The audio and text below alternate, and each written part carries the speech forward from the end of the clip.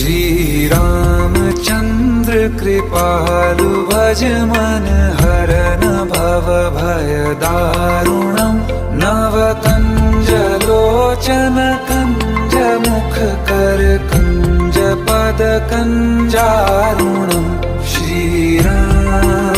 Shriram Shriram Shriram.